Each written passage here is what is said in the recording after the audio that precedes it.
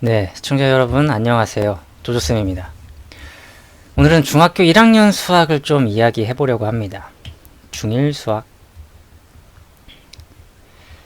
여기에서 이제 중학교 1학년이 되면 학생들이 이제 새로운 용어들을 많이 배워요. 새로운 용어. 이제 그 중에서 학생들이 방정식과 방정식 그리고 항등식을 조금 어려워하는 것 같아서 항등식을 어려워하는 것 같아서 이 두 가지에 대해서 이야기를 해보도록 하겠습니다.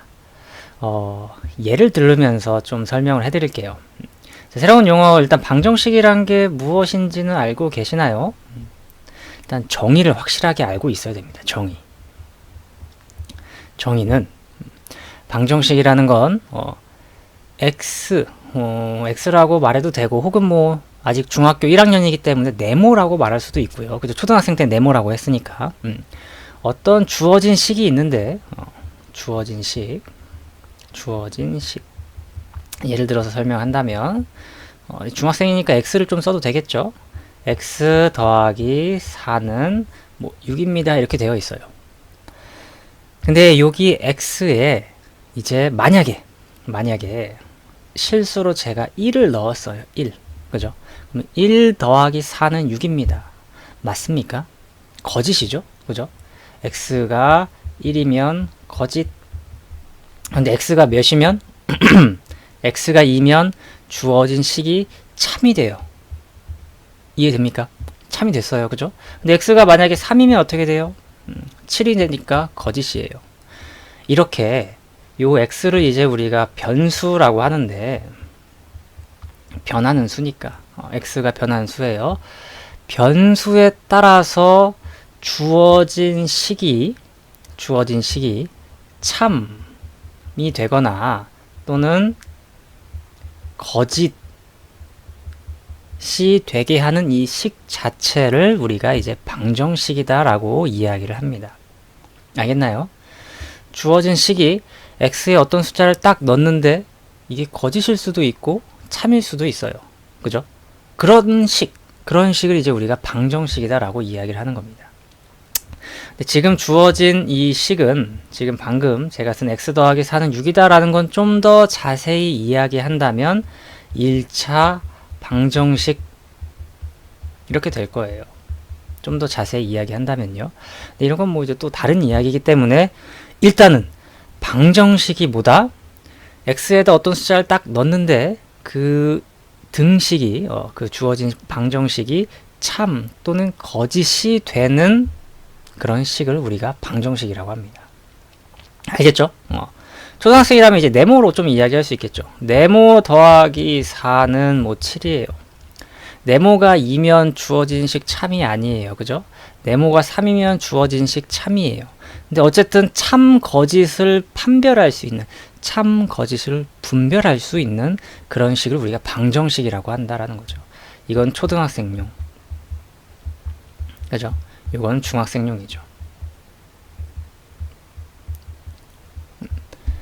방정식이 뭔지 알겠죠? 자, 그럼 이어서 항등식에 대해서도 이야기해 보겠습니다. 항등식은요, 등식이긴 합니다. 등식이긴 해요. 등식은 무엇입니까? 등식이라는 건 이 는이죠. 등호라고 하죠. 이걸 등호. 등호가 포함된 식을 등식이라고 해요. 등호가 포함된 식을 등식이라고 하는데, 우리는 무슨 등식? 항등식을 배우고 싶어요. 항등식이란 뭐냐면, 뭐 이건 그냥 제가 설명할 때 쓰는 말입니다. 항상 성립하는, 항상 혹은 참이 되는 식입니다. 방정식은 참이거나 거짓이 돼요. 그죠? 그런데 항등식은 뭐다? 항상 참이 돼야 돼요. 항상. x에 어떤 숫자가 들어가든 간에 항상 참이 돼야 돼요. 잘 이해가 안 가죠? 그래서 예를 들어서 설명해 볼게요. 예를 들어서 2 더하기 x는 2 더하기 x. 와우, 이런 거예요. x가 예를 들어서 1이에요. x가 1입니다. 여기는 2 더하기 1, 2 더하기 1 이렇게 되겠죠. 등식이 참입니다. 성립합니다. x가 3이에요. 그럼 2 더하기 3, 2 더하기 3, 5, 5 둘 다 참이죠. 등식이 성립합니다. x에 어떤 숫자를 넣던 간에 항상 참이 됩니다. 이해되십니까? 이런 것을 이제 우리가 항등식이다 라고 이야기를 합니다. 알겠나요? 또 다른 예를 들어줄게요. 0 곱하기 x는 0 이렇게 써놨어요. 제가 x가 1이어도 어때요? x가 1이어도 0 곱하기 1은 0이잖아요. 성립하네요. 그죠? 등호가 성립합니다. x가 2여도 어떻습니까? 0 곱하기 2도 0이죠. 주어진 등호가 성립합니다. x에다 어떤 숫자를 넣던 간에 항상 참이 되는 그런 식으로 이제 우리가 항등식이다 라고 하는 겁니다. 아시겠나요? 이렇게 해서 중학교 1학년 때 배우는 용어에 대해서 간략하게 한번 이야기했고요. 사실 간략하지만 이게 전부입니다. 이제 좀 더 이제 부가적으로 설명한다면 이제 여러분들이 배울 거, 여러분들이 방정식을 배웠잖아요, 지금. 방정식이라는 건 참과 거짓을 판별할 수 있는 그런 식, 그죠?